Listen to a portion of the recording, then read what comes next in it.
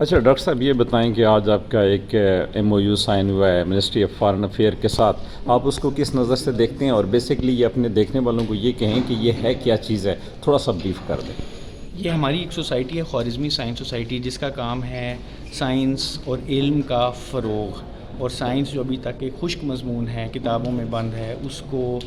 مختلف طرح کے تجربات کے ذریعے، لیبارٹریز کے ذریعے اور مشاہدات کے ذریعے اور میوزیم اسکیل کی ایگزیبیشنز کے ذریعے اس کو عام عوام الناس تک پھیلایا جائے، تاکہ بچوں کے اندر شوق پیدا ہو، اساتذہ کو پتہ چلے کہ سائنس کی اچھی فکر انگیز اور شوقوں کو بڑھانے والی تدریس کیسے کی جاتی ہے۔ یہ ہماری سوسائٹی کا کام ہے۔ اب ایک انٹرنیشنل کام ہے سائنس پاپولرائزیشن، ہم دوسرے ملکوں سے لوگوں کو بلانا ہے، اپنے کام کو دوسرے ملکوں تک پہنچانا ہے۔ اس کے لیے منسٹری آف فارن افیئرس کی ہم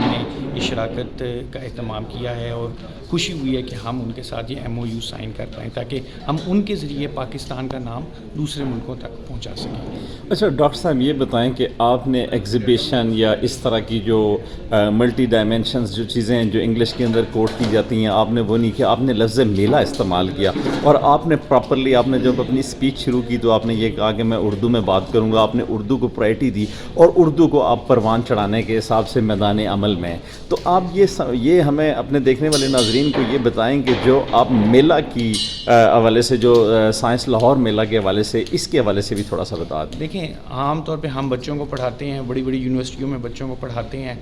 جب ہم انہیں انگریزی میں سائنس پڑھاتے ہیں تو انہیں سمجھ نہیں آتی،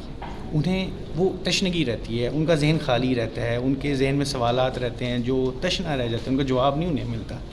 کیونکہ ہماری یہ زبان، ایک انہیں سائنس سیکھنی ہے اور دوسرا انہیں زبان سیکھنی ہے۔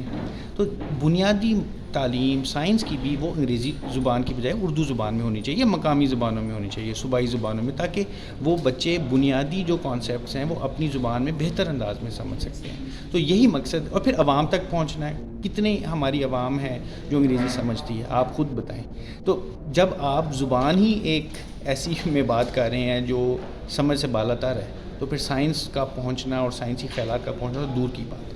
اور پھر میلے کا یہ جو لفظ ہے، میلے کا لفظ یہ ہے کہ ہمارے پنجاب اور پاکستان کے جو ثقافت ہے اس میں میلے اہم ہیں، تفریح کا ذریعہ ہیں۔ آپ کو غم ہے آپ کے دل میں، آپ میلوں میں جائیں، آپ میلوں ٹھیلوں کا حصہ بنیں، آپ جھولے لیں، اپنے بچوں کو لے جائیں، آپ کی کلفتیں دور ہوتی ہیں، آپ کے غم دور ہوتے ہیں۔ تو سائنس بھی اسی طرح کوئی، ہم اسے لوگوں کے لیے آسان اور سہل بنانا چاہ رہے ہیں، دعوت دینا چاہ رہے ہیں کہ لوگ آئیں، سائنس کو سیکھیں، سائنس کو لوگوں کی دہلیز تک پہنچائیں۔ سائنس میلے کا یہی مقصد ہے، مفت ہے یہ، اس میں عوام آتی ہے، بچے آتے ہیں، اساتذہ آتے ہیں، بڑے بڑے مشاہیر بھی آتے ہیں، تو یہ سب، اور مساوات نظر آتی ہے، سارے ایک ہی پلیٹ فارم پہ اکٹھے ہوتے ہیں، تو یہی ہمارا مقصد ہے۔ اچھا ایک بات یہ بتائیں سر، انگلش سیکھنا، انگلش لرن کرنا، انگلش پہ عبور حاصل کرنا، یہ تو ہر شہری کے لیے ضروری ہے تاکہ وہ جہاں پہ بھی جائے اور اس کو انگلش کی زبان پہ دسترس حاصل ہو۔ لیکن آپ یہ بتائیں کہ کیا جو ہمارے او لیول اور اے لیول کے ادارے ہیں اس میں چونکہ اردو کو پروان نہیں چڑھایا جاتا، اور وہاں کے جو بچے ہیں وہ انگلش تو بڑی اچھی بولتے ہیں لیکن اردو دان وہ نہیں ہیں، اردو وہ اچھے طریقے سے نہیں بولتے ہیں، اور آپ کا جو انیشیٹو ہے وہ تو بیسکلی یہی ہے کہ جی آپ چونکہ اردو کو، میلوں کو اور دیگر ان چیزوں کو، جو پاکستانی ٹریڈیشن ہے، اردو جو قومی ماں ہماری زبان ہے، تو اس کو آپ پروان چڑھا رہے ہیں، تو آپ ان اداروں کو کس نظر سے دیکھتے ہیں جہاں پہ اردو کو پروان نہیں چڑھایا جاتا؟ دیکھیں، یہ بھی ہمارے ملک کے ادارے ہیں، اگرچہ جب ہم انہیں خط لکھتے ہیں، ہمارے خط بھی اردو زبان میں ہوتے ہیں، ہمارے ساری سائنیج اشتہار بھی اردو زبان، ہم جب انہیں خط لکھتے ہیں بڑے حیران ہوتے ہیں، لیکن ہیں آخر میں وہ بھی پاکستانی، وہ بھی سمجھتے ہیں، ان کے گھروں میں بھی اردو زبان بولی جاتی ہے۔ تو